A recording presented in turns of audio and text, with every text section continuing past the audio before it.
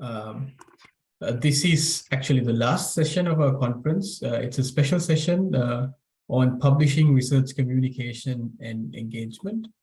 Like Sharada mentioned, we'll have more reach online when our video will be online, if that's all right. So, okay, so let me introduce our panelists, and then I'll briefly state the order of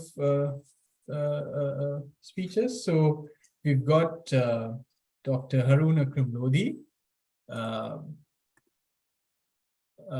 Professor of Economics and International Development Studies at Trent University, and he's former Editor-in-Chief of Canadian Journal of Development Studies.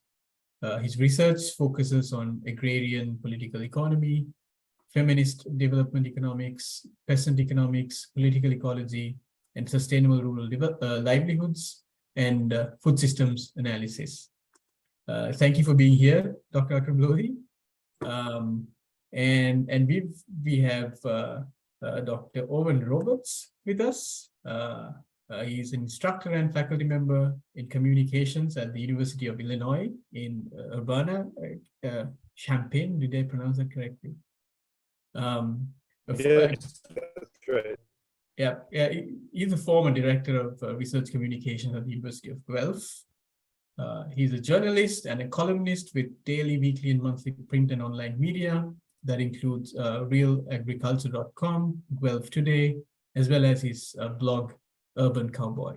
I think the Twitter handle is also Urban Cowboy. Thank you for being here, Owen, really.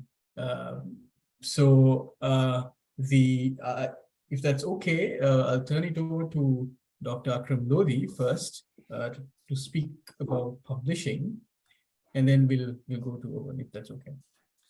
Okay, well, thanks very much, Dilshan.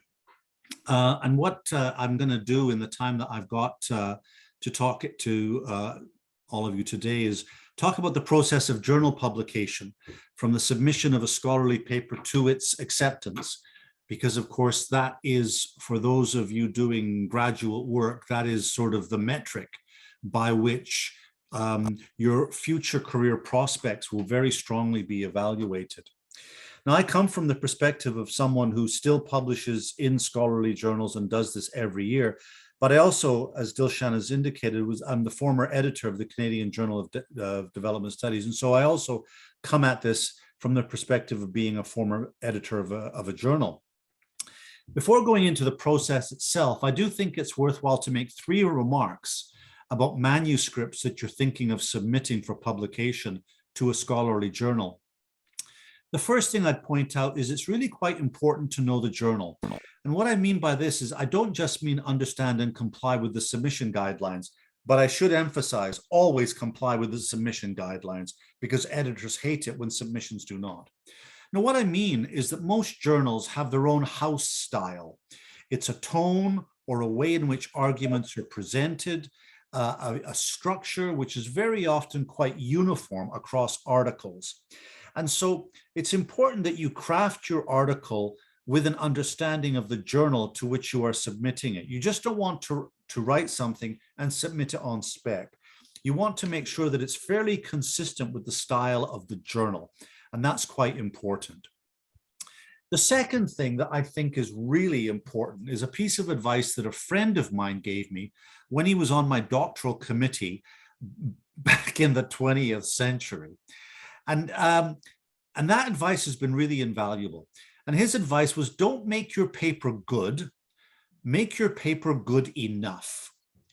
Now, what he meant by this was that many young scholars agonize about producing the perfect paper, the paper that will leave a mark. And as a result of this, they spend months and months perfecting the paper. Then along comes peer review. And if your paper is not rejected, chances are you're going to have to make very significant changes to your perfect paper, some of which you may not like. So your perfect paper will not be so perfect anymore in your own eyes. So when submitting a paper, the issue is not to craft a perfect paper that will get published, it seems to me. The issue is to produce a paper that is good enough, to get into peer review. And what this means is don't worry about crossing all the T's and dotting all the I's. Make it good enough so that it is not rejected. Because if a journal does not reject your paper outright and asks for revisions, there's probably an 80% or better chance that with patience, the paper will be published. So I think not going for the perfect paper and submitting that, I think, is really important. And a lot of young scholars have a really hard time dealing with revision demands when they have what they think is a really solid paper, because they think they're undoing the work they're doing. The third comment I've just added literally 5 minutes before we came on, because it really struck me I should say something, and that is beware of predatory journals. These are journals in which you pay an author processing fee, or APC, to get published. Some of these journals look very, very respectable. Some of them have a very significant impact factor. There's one published by MDPI, which is one of the largest troves of predatory journals. They produce a journal called Sustainability, great title, and it has a very significant impact factor of over 5. But the thing is, Sustainability publishes more than 80,000 articles a year. And that's the reason they've got this large impact factor. They just produce so much. And most academics in your field know that when you publish and pay to publish papers, you are not subjected to rigorous peer review. And that's what these predatory journals do. You will submit an article, they may come back with a referee report in a few weeks, and it's always a short period of time, and you may make the changes, and chances are the original paper will end up getting published as soon as you pay on the dotted line. And so if you look at the length of time from first submission to publication on these predatory journals, it very often is like a month. It's very, very short because they want your money. And the amount of money is usually quite significant. And you don't want to put an article in a predatory journal on your CV, because tenure committees, someone on that tenure committee will know it's a pay-to-publish journal, even if it's got the impact factor. So you've really got to train yourself to beware of these predatory journals, because they are really everywhere. And there are a few stables of them that look really good and look very professional. And there's actually quite a few which look terrible. So be careful of that. So into the meat of what I want to say, but I won't speak for too long. So when you submit a paper to a good journal, it usually will receive an initial evaluation first, because very few journals these days will put all submissions out to peer review. That used to be the case back in as late as the 90s and the early 2000s, but it's not the case anymore. The volume of submissions is simply too high, and getting peer reviewers is too difficult. So the initial evaluation, it may be done by an editor, it may be done by an associate editor, it may be done by the journal's editorial office, or it may be a combination. The purpose of that evaluation, that initial evaluation, is to decide whether the paper goes into peer review. The response you get from an initial evaluation, you may not get a response. You won't know this has even taken place. If you get a reject, the initial evaluation may be quite curt in what it says, not really telling you anything. Sometimes, it's what I tried to do, it could be quite thorough. Initial evaluations can be quite dismissive, but they can also at times be quite supportive.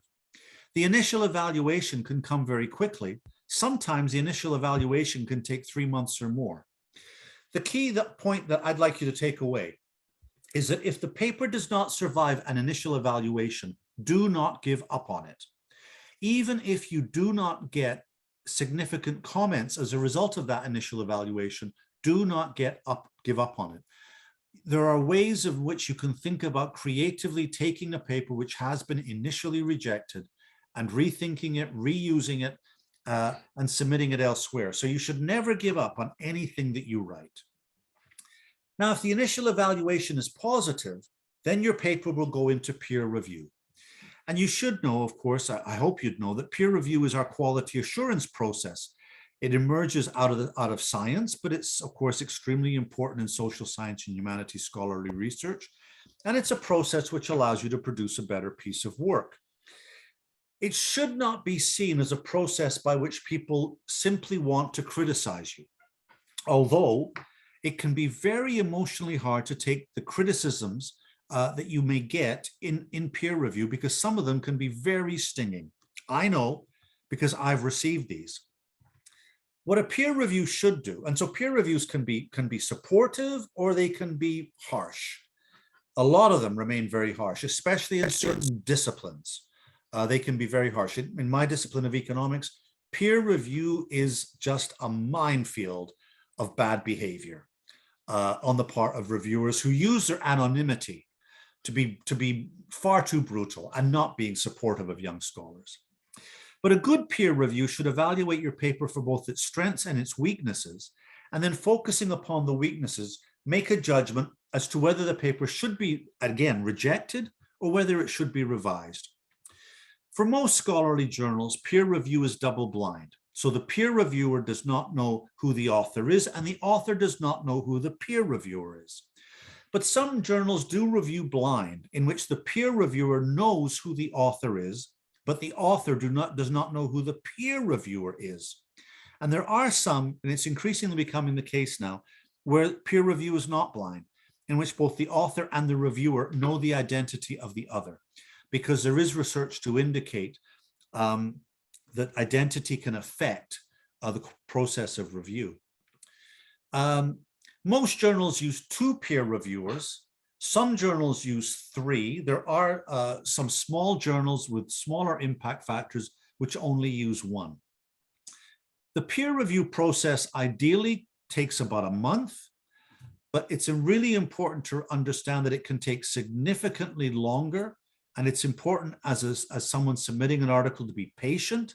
It can take a long time to find suitable peer reviewers, but peer reviewers are doing the review as a service to the field, providing their time for nothing. And for journal editors, finding reviewers is without doubt the longest step in the process of review. It can take 4 months to find a peer reviewer. And we have had situations at the Canadian Journal of Development Studies where we were not able to find reviewers. So it can be lengthy. Once it's completed, 3 months down the line, 6 months down the line, 9 months down the line, you will get an email as a letter.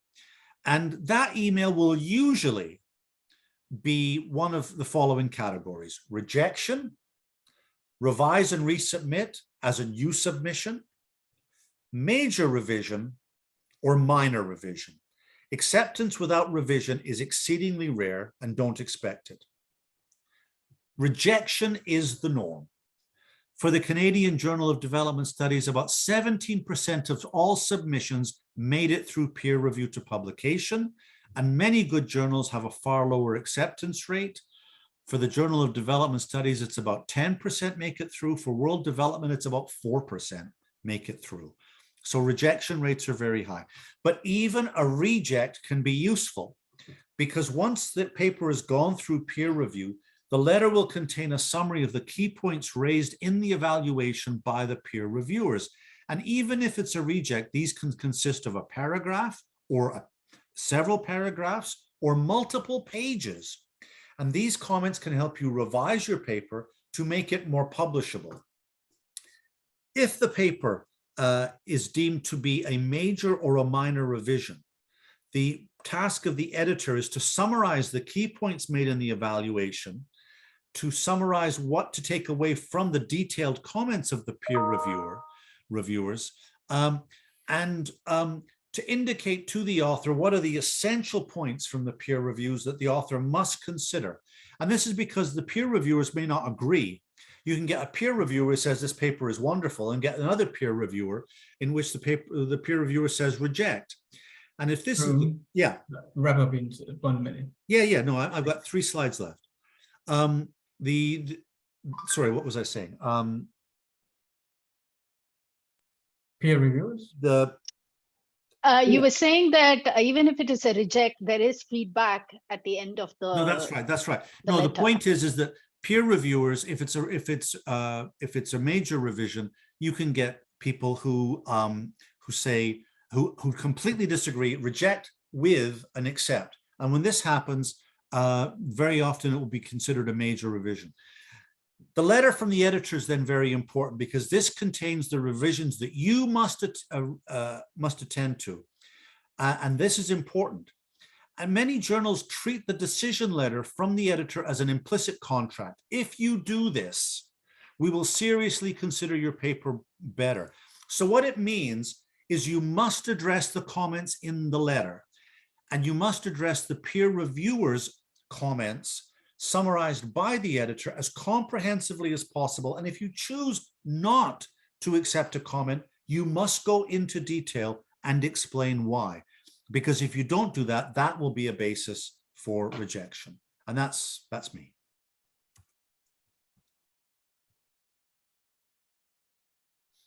Thank you, Haroon. Over to you, Owen. So do you want to turn on your microphone? Yes, I have it on now, Sharda. Okay, thank you. Can you hear me okay? Yeah, loud and clear. Thank you. Okay, hi everyone, and hello, my colleague, Dr. Haroon. It was great to hear your perspective. It was very clear, and publishing is so important. Publishing is important. Academic publishing, as Dr. Haroon had said, and scholarly publishing. The thing that I encourage everyone to get published. My suggestion is to also try to get published in a non-academic way, as in the popular press or in on a website or on a blog or whatever the case may be, because it's good practice to be able to explain what your discipline is and what your interests might be. And you know, there's a classic saying, and it's been attributed to several people, but it's Mark Twain who has, I think, received the most credibility for having said it, although people say Churchill said it as well, is that I didn't have time to write you a short letter, so I wrote you a long one instead. And what they're trying to get across here is that there's a skill and an art and a reason for writing short and concise. And with that in mind, I try to encourage people to think and write for the media like a journalist. Because if we're trying to get to people who need to understand what we're trying to say and what our interests are, then we need to adopt some journalistic techniques. A lot of those people who are making decisions about your future, granting council committees, and more so though, government organizations who would not have the same depth of understanding as a review committee would, they'll have a peripheral understanding of what your interests are and your discipline, but not a deep one. And hopefully they too are going to their own advisory committees or their own granting committees if you're submitting a research proposal. But with research interests becoming so refined and so narrow, it's really important to be able to be very clear with your so what and who cares. And that's what a journalist is always looking for in a story, is so what and who cares. And that's what a granting council will be looking at. And that's what a government will be looking at. So this is what, this is really my message, is to try to think like your audience and really understand who your audience is. It'll vary, but the more people who understand what it is you're doing, the better it is for you as a researcher, for your discipline, and for your chances to succeed. And maybe not even outside academia. Of course, academia is not looking for a 250 to 500 word synopsis of what your interests might be, but the people who are, you know, the spouses, the offspring of those who are making decisions about whether or not you're going to get money. They might go home at night and talk to the people who are making those decisions, saying, yeah, I heard something interesting today, or I read something interesting today, saw something interesting today about such and such. And they can't do that unless you're out there making a statement publicly. And as I said, it might just be on your own blog, and that's fine. That's out there. And because it's worldwide, everybody can read it.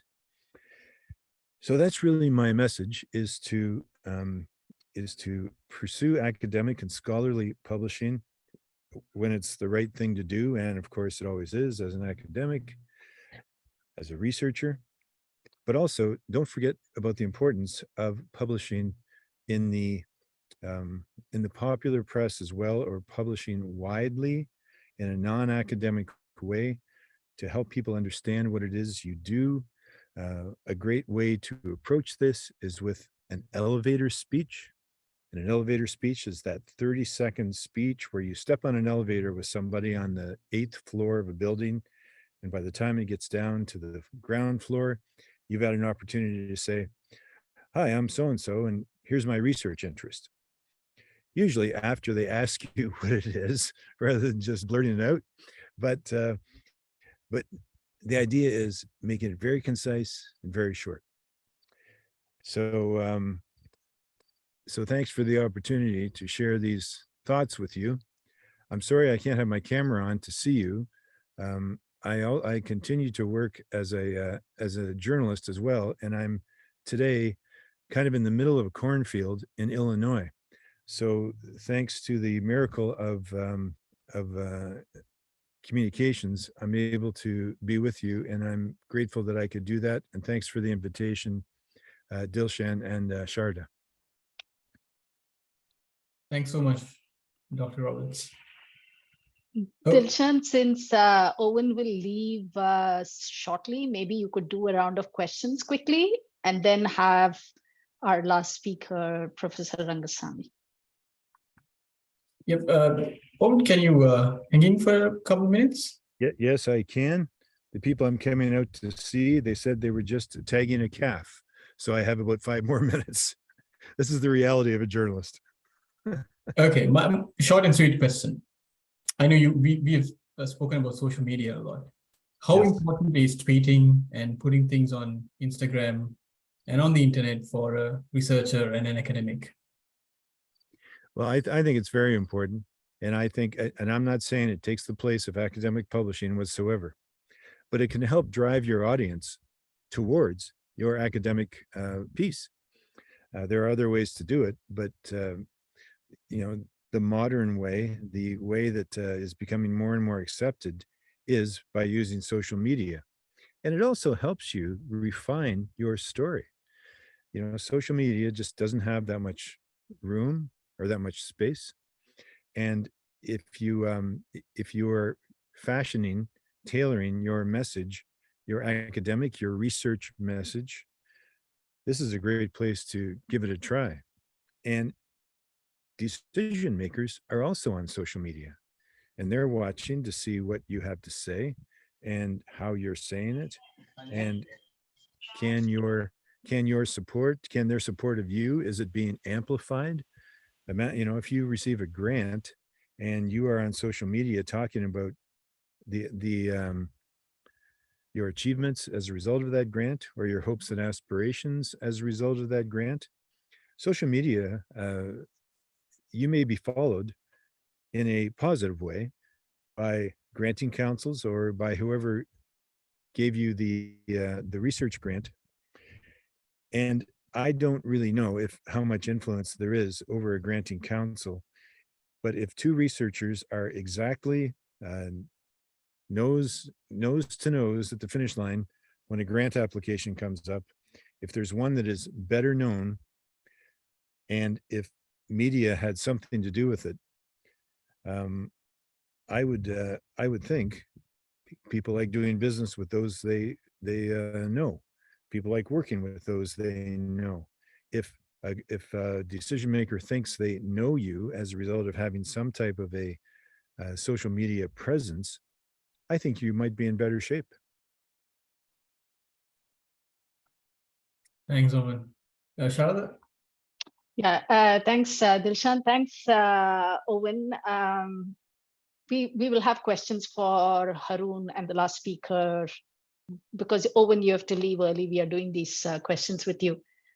Most academics suck at the kind of stuff that you are asking us to do, Owen. So I mean, I get it. You know, I've benefited a lot from your article on how to write the blog, the what, so what, and the now what. You know, I've really benefited. But how do you institutionalize something like this? Because PhD students, faculty are not trained in communicating with non-academic audiences. So what sort of things should we be asking the university or the institutions that we are a part of to up that skill? Yeah, well, thanks for that question, and I'm always glad to work with you as well, Sharada, in your classes. This is how I got to meet so many bright students.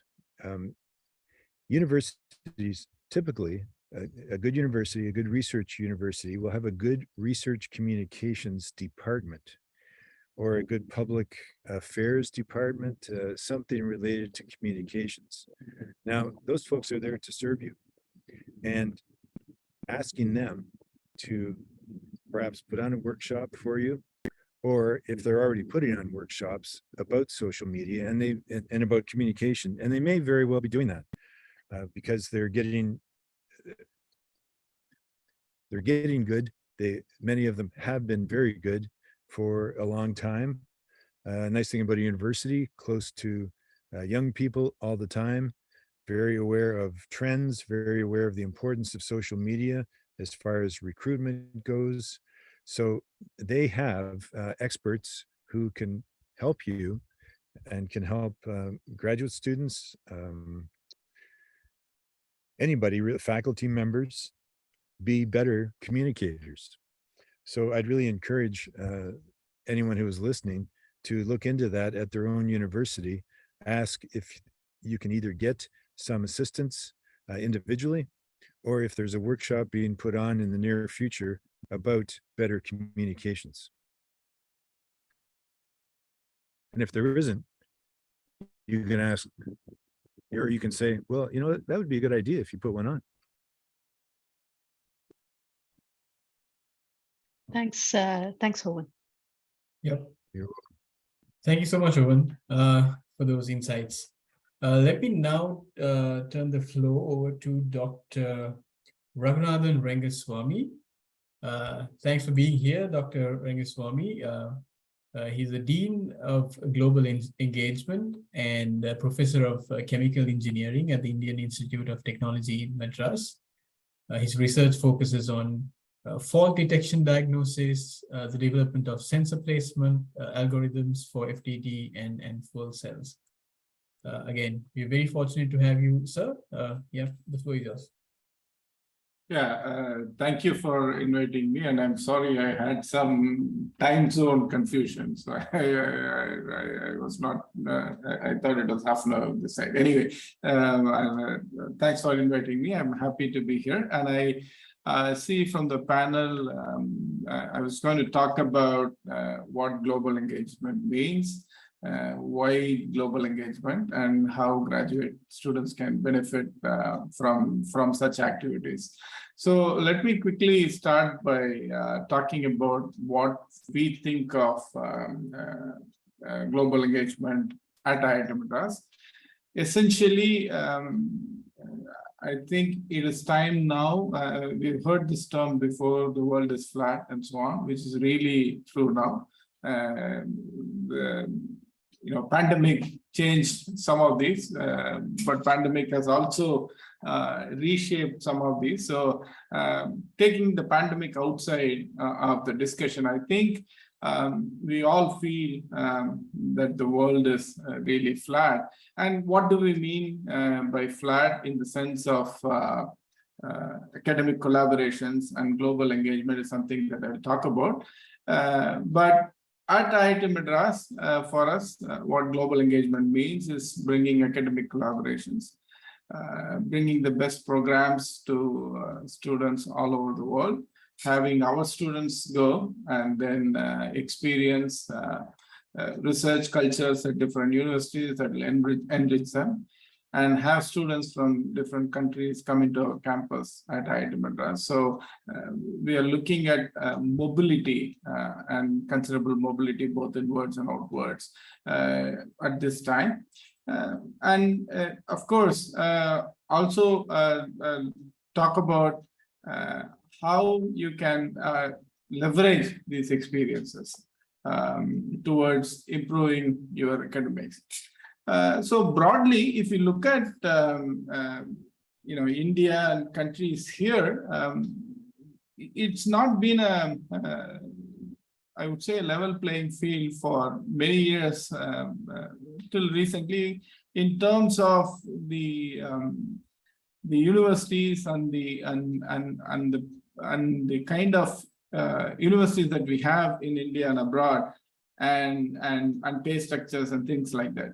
So what I mean by this is, most of the time we've had mobility from countries like India towards Western universities in terms of graduate student population and faculty and so on. This is simply because the research infrastructure was better outside countries such as ours, and as a result, most students would like, from a graduate student perspective, would like to go abroad and then learn from universities abroad.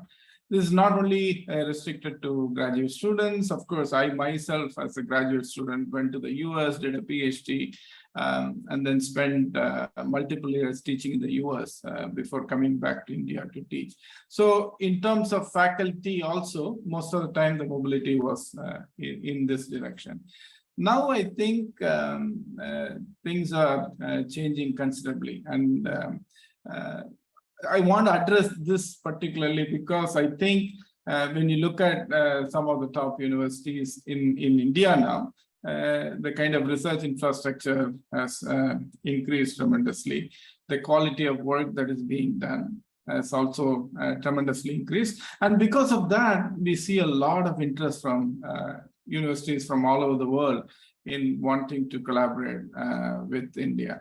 So what this is going to impact as far as graduate students are concerned is that there is going to be this opportunity to be able to partake in this change, and then look at universities all over the world to go and spend time and learn from and so on. In particular, when we think of global engagement in countries in like India and others in South Asia and so on, there are peculiar problems which essentially lead to opportunities. Just take, for example, problems related to pollution and so on, or problem related to energy usage and all that. These are all problems that are really severe, and most of the impacts actually you see in countries like India. So if you were actually doing research on some of these areas and you wanted to get the best data out of this, I think India is a place, right? So in terms of opportunities, in terms of research opportunities themselves, countries like India have a lot to offer. So what we see now is, because there is this potential to do fantastic research and potential to get, for example, in some areas, the most relevant data, there is a lot of interest in working with Indian universities and so on. And of course, the economies are improving. So that basically means that places like India become attractive even for people to come in and start working. So in that sense, the competition is going to only increase for graduate students all over the world in terms of mobility. So there is both this opportunity in terms of being able to travel anywhere in the world, do collaborate and work together. At the same time, there is also this kind of notion that if you are an institution anywhere in the world, you can source the best resources and people from anywhere in the world. So in that sense, it's not local anymore. It is a lot more global in terms of both opportunities and challenges. This is what we see. And I think it is important that graduate students understand this and then kind of look at whatever they do in a much more global perspective. In terms of looking at how they can enhance their work through these collaborations, and also look at what is going to happen in the future. Where is going to be the best research that is going to be done? Where are going to be the best opportunities? And not look at my local community, local region and say, this is where my opportunities are going to be, or this is where the competition is going to come from. So it is a lot more global. And I think it is important for graduate students to understand this. And I think as we go forward with all kinds of technology now, right? COVID, for example, hybrid education and distance education would have taken, I believe it would have taken another decade really to be where we are if there was not COVID, right? We would still be scorning and looking down on online programs and so on.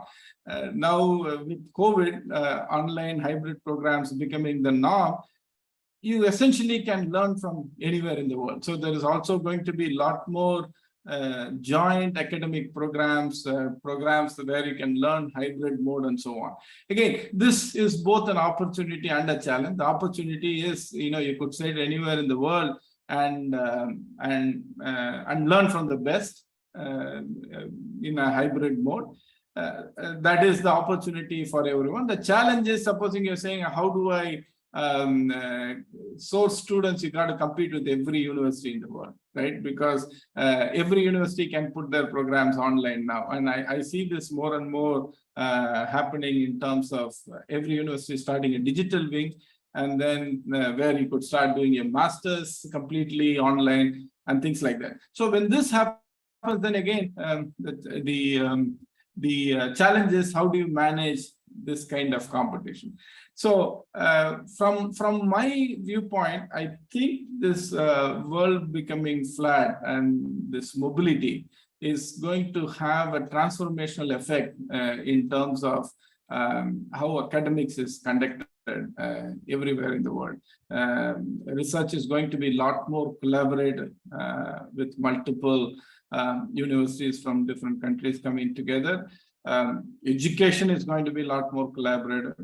Education is going to be democratized a lot more. If it's not been done already, you can, the best quality courses and so on are not going to be the preserve of the top institutions, students in the top institutions, because these are going to be democratized, which is a good thing. So these are trends, I think, graduate students, as they do their graduate work, have to think about and be cognizant of. And this is the most important message that I would like to deliver here. So think about when there is research, think about the whole world, think about where the best work is being done with mobility being there, look at how you can leverage the best out there. And in terms of learning, again, one can start learning from anywhere in the world. And finally, in terms of thinking about your career, it might just happen that the best jobs could be anywhere in the world. And again, with economies, countries like India, the economy growing, and some kind of parity coming in even in the faculty positions, salaries, and so on, it might be just that the best jobs are not where you think they are, right? So these are things to keep in mind as we have this globalization that occurs. And this is what we are seeing. Just to give you an idea, we have about 300 MOUs with different universities in the world, which would have been unthinkable, 20, 25 years back. We have about 20 joint doctoral programs with several universities in the world, through which our students are pursuing PhDs in multiple universities. We are looking at multiple joint degree programs. All of this tells me that both education from the viewpoint of actual coursework and research is going to be a lot more international, a lot more global, a lot more connected. And that is going to really have a transformative effect in terms of what opportunities exist for graduate students and what challenges graduate students need to face. So I would stop here and then I can take questions on any of this. Sure. Thank you so much for that intervention, Dr. Rengaswamy. We will have about 15 minutes for questions. You can either type in your question in the chat or you can raise your hand on Zoom. I hope you know how to do that. I have several questions for both the panelists. Yep, let's start. There is a question here for Dr. Akram-Lodhi. And the question is, how can grad students publish open access, which involve a hefty fee?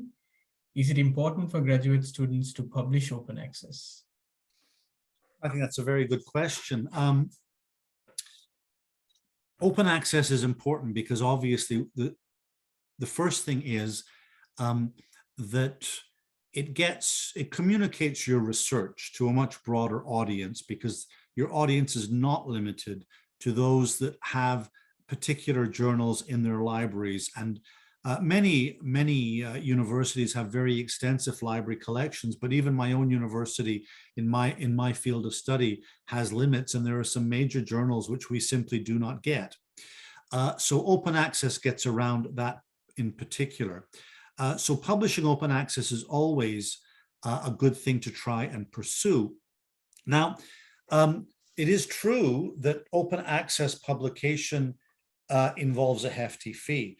But I do think the first thing that's important, to go back to my initial comments, is to distinguish open access in reputable journals versus open access in predatory journals. In the predatory journals, the costs of open access are usually not necessarily clear up front, and then you get involved in the process and then you realize you've got to pay a significant amount of money to get it out. And because you've invested time in doing so, you try and figure out how to do it. For the reputable journals, if you want to publish open access, on the main page, they will all say how to publish open access in this journal, and they will tell you how much it will cost. And the normal charges for an open access journal for an open access publication in social science, in an international publisher such as Routledge, is about $3,000 US. So how do you get around that? Well, it's increasingly the case that doctoral funding in many countries actually includes an element of money that can go towards open access publishing. And that's because in many countries, open access publishing is part and parcel of how the funders of graduate education want to see their investments realized through open access. So for people who are studying in developed country settings, very often your scholarships, your research support will involve monies for open access. Secondly, better universities will have funds set aside for open access charges for graduate students if you apply for them. And so that's very important to be aware that there are monies to support research publication, and that it's important to check out to see whether or not you can access those monies. Now, having said all of that, I do think it's important to make the core point that publishing in high quality journals closed is more important than publishing period open access. Getting in a highly ranked journal is very important for visibility. It's very important for for your CV in terms of job applications. And it is also the case that getting into a highly ranked journal will give you a lot of looks, a lot of downloads, simply because of the journal that you're publishing in. Because what you want to demonstrate when you've only got a few publications is reader engagement with your publication. And that comes from numbers of downloads, that comes from numbers of citations and things of that sort. Open access articles get more downloads, but they do not necessarily get more citations. So one has to pay very careful attention to those sorts of metrics. But open access is the future. The only fundamental issue is we don't really know what the open access model in 15 years is going to look like. Right now, it's a minefield. It's a minefield. Thank you. So there's another question for Dr. Rengaswamy. The question is, how do we initiate collaboration?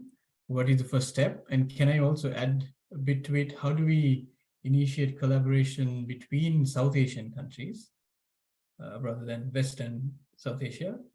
You could, yeah, those are the questions. Yeah, so I think most of the universities, at least I can talk about IITs in India, have really well-established global engagement offices. Each of the university might call it slightly differently. At IIT Madras, we call it the Office of Global Engagement. I know, for example, IIT Bombay has an international relations office. And, you know, universities in the West have had an international office for years now, right? But universities in India, it's a very peculiar situation of question of supply and demand, and we had a lot more demand than we could supply, particularly if you take IITs, for example. So we really didn't focus on internationalization maybe till about 15 years back. But right now, the mood in India is internationalization. Let me tell you that. So, for example, at IIT Madras, we have a very vibrant office for global engagement. So you just simply write saying, you know, we are interested in collaborations. What are the possibilities? Someone will get back and then start a conversation, and then it starts with an initial Zoom meeting between interested parties. And depending on what the interest is, things get escalated to different groups. And this is how we do most of our interactions. Sometimes we also do outreach ourselves. But most of the IITs, and IIT Madras in particular, has a very vibrant global engagement office, where I think if there is a contact that is made, we can start the dialogue. That's as simple as that. And depending on the interest, it could be just a memorandum of understanding to say, hey, we decide to work together. Start with a few faculty exchanges. Start some research, and then build to, you know, if it makes sense to join programs, mobility agreements, and so on. So that's the first part of the question. So the other question about South Asia that you asked, Dilshan, it's interesting. I can give you IIT Madras perspective. From an IIT Madras perspective, we believe global engagement means really global engagement. It's just not engagement with universities in the West. So, for example, I personally myself traveled to Sri Lanka many times. I traveled to Nepal. And in fact, we have a joint master's program on energy systems with Kathmandu University at Nepal. And we are looking at how to do such programs with universities in Sri Lanka and so on. So we have actually very actively reached out to, we have gone to Bangladesh, and we are going to go to many universities in Africa. This is simply because I think there are regions which need some of these programs, and we believe some of these can be delivered from institutions like IIT. So we have done the outreach ourselves. Thank you. Sharada, I think you had a question to ask. Yes. Thank you, Dr. Rengaswamy, for joining this session. I come from Chennai, so I have a very, very soft spot for IIT Madras. a few years ago, just before the pandemic, I had accompanied the dean of my college to a couple of universities in India. Now, a lot of what you were talking about, in terms of the demand and supply for collaboration and for doing these exchanges, I'm not sure how easy it is in the social sciences and humanities. So, almost all the universities that we visited in India, they were talking about how, while their students are able to go abroad, whether it's to the UK or to North America, they have a hard time attracting students from these countries in social sciences and humanities to be part of their universities, because a lot of these are exchange programs, right? So they will say one university, one student, and matching one student. So some adjustments have been made, for example, in one of the programs which the university mentioned, where they said the MOU was adjusted to say the Indian university could send 3 students matched by 1 student from their university. So from 1 to 1, they moved to 3 to 1, and still they are not able to attract students. I mean, I can see with the sciences, the mobility is a lot easier than social sciences, but sitting where you are as the Dean of Global Engagement, how do you, or what are the sort of challenges you see in fostering this kind of academic mobility in the social sciences and humanities? And I know IIT Madras has a fantastic humanities and social sciences department. Thank you. Sure. Thank you for the question. I'll answer this question in general and then come back to humanities as a specific case. So it's interesting that we look at both the inbound and outbound students. And ideally, if you ask me as a dean at IIT Madras, I would actually would like to see parity. I would like to see as many students going abroad as there are students coming into India and IIT Madras. But as you rightly pointed out, the current situation is a lot more students go out of India to universities, and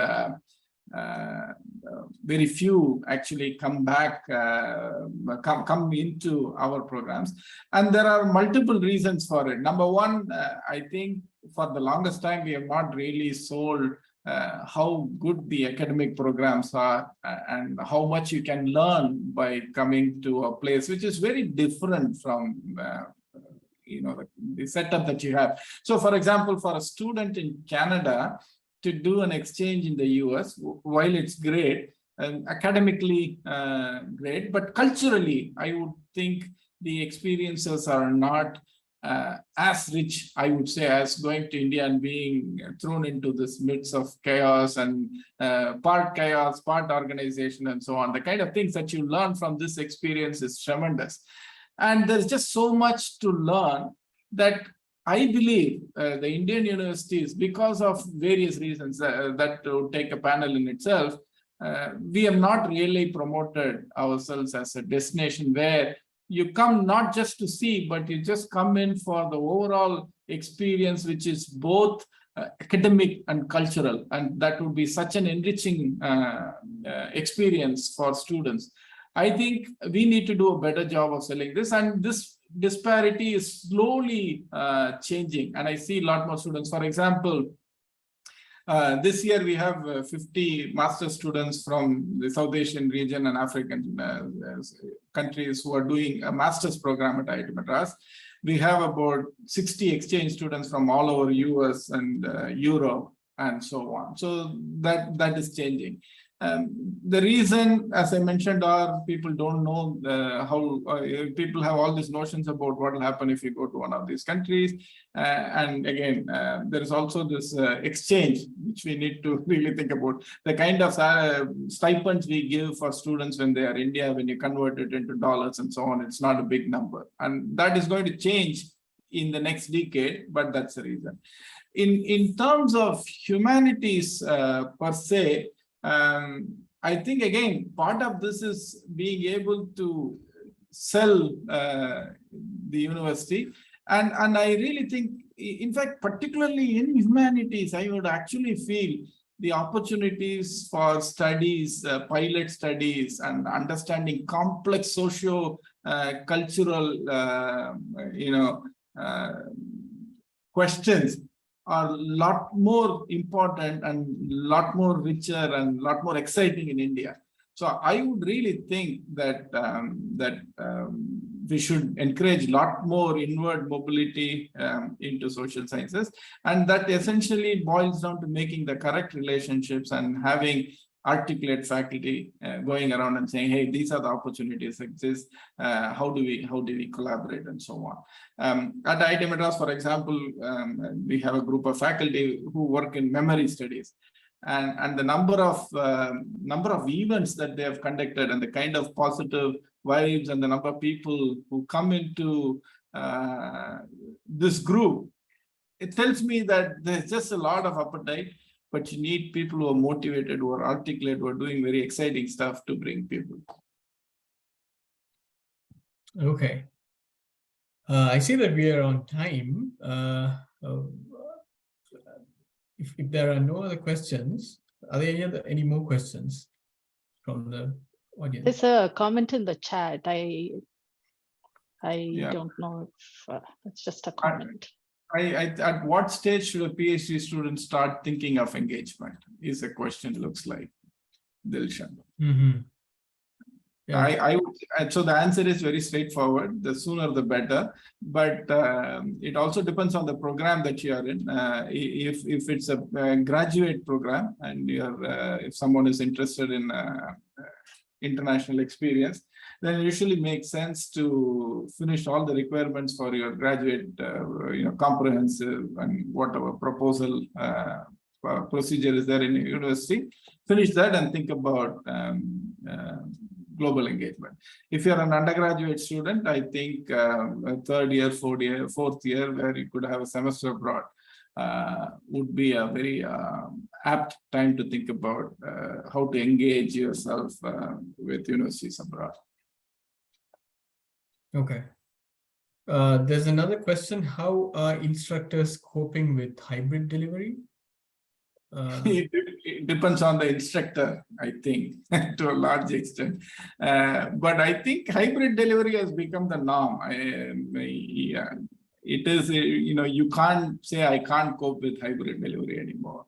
And I think younger folks, younger faculty, are of course a lot more nimble with technology. I think they do a great job of this hybrid delivery, but this has become the norm, at least definitely at IIT Madras. All of us have to really think about hybrid. When during COVID time, 2 full semesters, we had every course which was online.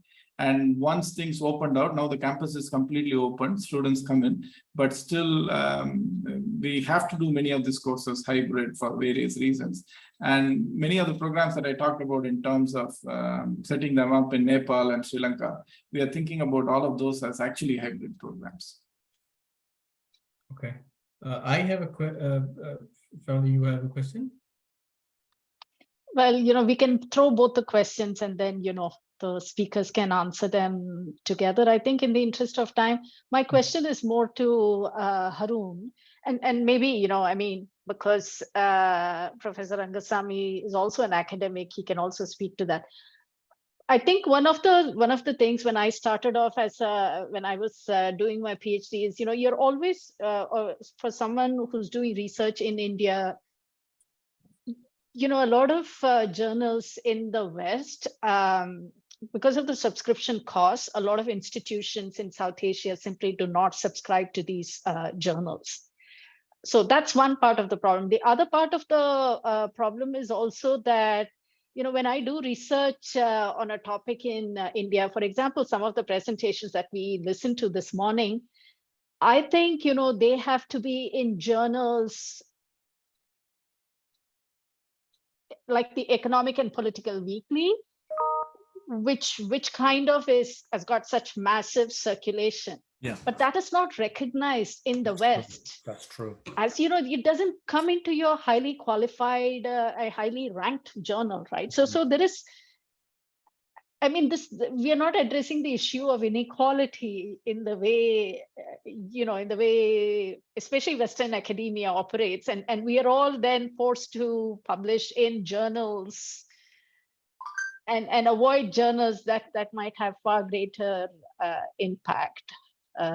So, I mean, it might be a comment, but it'd be interesting to hear your thoughts, both of your thoughts on that. Well, I mean, you're perfectly right in indicating that around the world, there are regionally specific journals which can be very, very important, but which have global metrics which are low or not recognized at all. Obviously, the Economic and Political Weekly is an absolutely first-rate journal, which for some reason, the rest of the world's academy and social sciences doesn't seem to recognize. But also, there are a number of very good regional journals out of South Africa, which have very, very low rankings and which are very good for those who are in the region. What I would say is, if there's a journal that's important within the region in which you are working, and it doesn't have these sorts of metrics, but you want to publish in that journal, the main thing is that when it comes time to present your work, not to an academic audience, but to a potential employer, the employer has to be made aware of the fact that this is an important journal in the region. So this is one of the things that I do in my letters of reference when students publish in regionally important journals, which an appointment committee will not be aware of, and whose impact factor is low if or non-existent. I think it then behooves the referee to point out to the appointment committee that that journal is actually very important, even though they've never heard of it. And this is something that can come about as a result of a dialogue between the student and their referees. And it's not something which is very difficult to do, but it then points out that not every important journal is something which neatly fits into that box of this is important. And once you get published in the more demanding, high quality journals from various regions of the world, it also becomes somewhat easier to get into the more prestigious, globally oriented journals. And I mean, actually, in some ways, I shouldn't even say globally oriented journals, because the vast bulk of these come from the United States, and they're very American centric. And if they're not coming from the United States, they're coming from the United Kingdom. And that the UK journals do take a more of a global perspective than those from the United States, but they still take a perspective which is very much biased towards the developed world, the North, rather than the world. When they talk about the world in the UK, they're normally talking about North America and Western Europe and Australia. They're not even talking about Japan, right? So it's a very partial view of what, quote unquote, the world is. Did you have any comments, Rengaswamy? Yeah, so I don't know. I was just so if I can speak, but you will keep time, I'm assuming, Dilshan. So I think things are going to change, and they'll continue to change. The importance of some journals before, I think, internet became very pervasive was, I think these are the few journals which will be there in all libraries. So in chemical engineering, for example, everyone will be desperate to publish in an American Institute for Chemical Engineers, because if a university were to buy one journal in chemical engineering physically, that's the first thing they will buy. So if you wanted extreme dissemination of your idea, you had to go to these journals.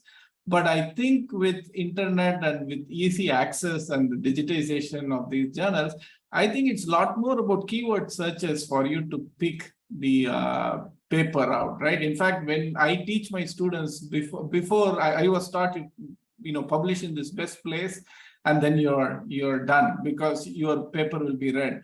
Now, I think you really think about what keywords you use, how do you position your paper so that when someone searches, it's like search engine optimization, right? Your paper comes out on top and someone reads it. So in some sense, I think this is going to make it a little bit more a level playing field.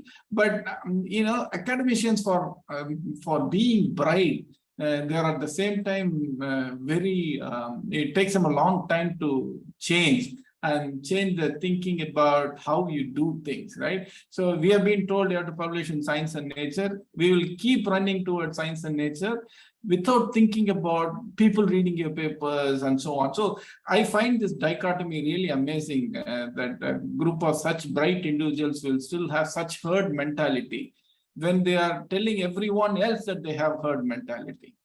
Right. So this is a very interesting thing. And I think as more and more academicians think about this and do things better, I think this disparity will come down. And I believe you can find the best paper in some place which you have not thought about or most appropriate for your work. So it's important to keep this in mind. Yeah. Yeah. So I just have one question. I think we are going beyond time. Recently, I think beginning of the fall semester here, they did a Twitter poll with PhD students. What is one most advice for incoming PhD student? The highest rank was have an academic website for each PhD student. That was the rank number one. That means basically to exist in the internet. So my question about, I've been rejected by the Canadian Journal of Development Studies. And I hope it was not you, Dr. Akram-Lodhi, but and I've got harsh comments recently from a European journal for a paper that had awards. So my question to you is, I think kind of a naive question, is that maybe I thought that you do a research, you write a paper, and then look for a journal that is appropriate. It looks like, based on your comments about understanding the tone of the journal and making a good enough paper, is it that we find the journal first and then tone your paper down for that journal? Well, in some ways, I mean, this builds upon other comments that were made earlier. I mean, if you know the journals that are important in your field and there are particular journals that you'd like to publish in, you should be aware of formatting commonalities that you see in the structure and argumentation, in the use of evidence and things like that. And therefore, you should be thinking towards which journals do you want to publish in rather than writing, because you will have to adjust what it is you are publishing to the particular journal. And we used to see this a lot. We used to get, in the Canadian Journal of Development Studies, we used to get a lot of submissions particularly from North Africa, from people who clearly had never, ever looked at the journal, and then sent us something on the gas sector in Algeria as a viable export-oriented business for the private sector, and it had no development content in it whatsoever. So that's really, really important to know where you're publishing and be aware of that. And I would stress, being rejected is not the end of the road for a paper. There's a hierarchy of journals. There's those which are very good and much more difficult to get in. There are those that are mid-range. There are those which are low range. Many of those which are lower range, but which have an impact factor, you still get good quality papers in them. So think about, if I'm rejected by one particular journal, where else might this fit? We all get rejected. Everyone gets rejected. The issue is, can you find ways of publication? And I think not everything, almost everything I've ever initially submitted has finally been published somewhere, right? It's just a question of keeping at it. If it's good enough that you think it's going to be published, then you can publish it. On the issue of having an academic website, the usefulness of the academic website goes back to the issue around open access.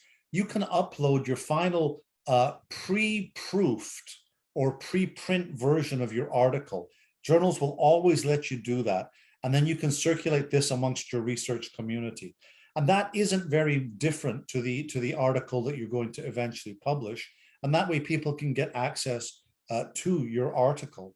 But on the comment on the Twitter poll, the most important thing to do going into a doctoral program, I think in 2022, it's not having a website. I think it's the most important thing is publish while you are doing your dissertation. Do not wait until you finish. In my generation, the classic thing was finish your dissertation, 3 articles out of your dissertation.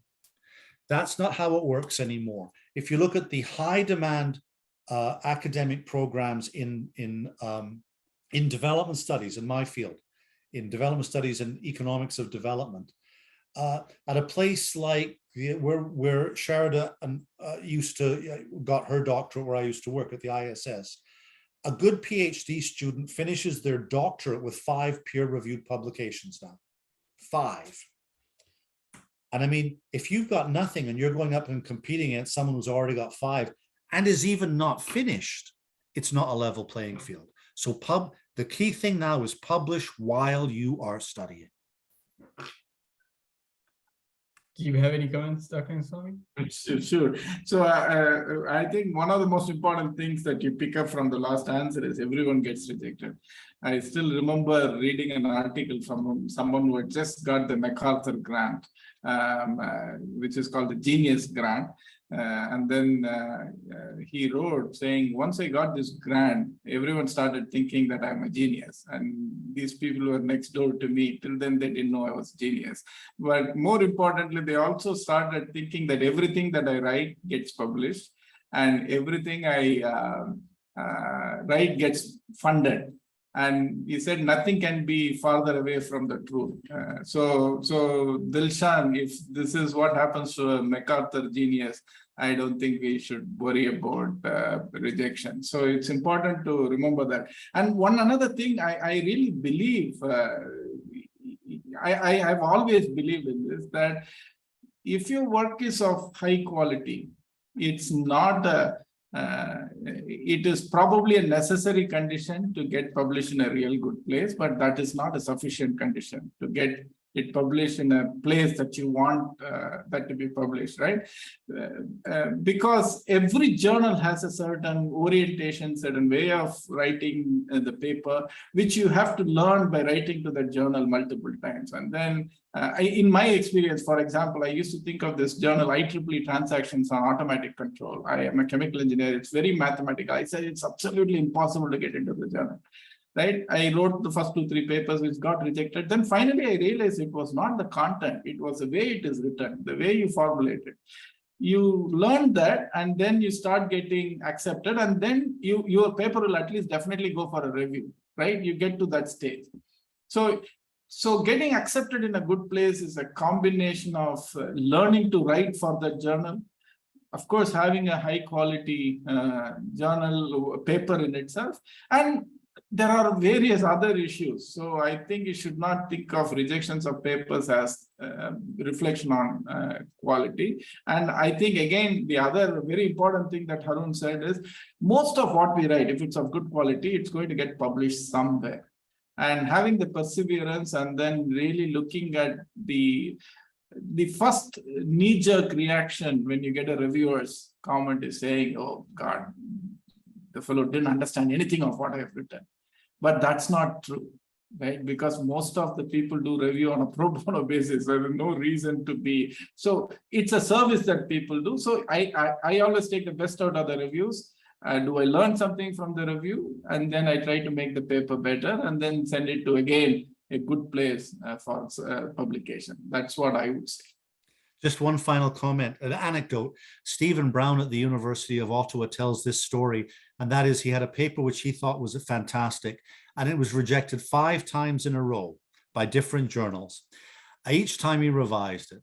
When it was finally accepted by the 6th and was published, it then became, and it now remains, his most cited publication. So. Thank you so much. So don't give up, basically. Yeah. Thank you so much. Thank you so much for all of you for being here. Thank you so much, Dr. Haroon Akram-Lodhi. Thank you so much, Dr. Rengaswamy, for being here. With that, I think we'll close this session as well as close our conference. We've had 3 wonderful days. Yeah. Thank you so much, and have a good day. Thank you. Yeah, thank you very much, the audience, Haroon and Raghu, if I can call you that, and to Dilshan, our PhD candidate who brought this fantastic conference and panels together, and to Jeevan, who's our tech support student volunteer. So thank you very much. And we hope to make this recording available through the Circle website. I think there'll be a lot of interest in the things that both of you have had to say in this panel. So thank you very much and enjoy the rest of the weekend. Take care. Bye. Thank you. Thank you.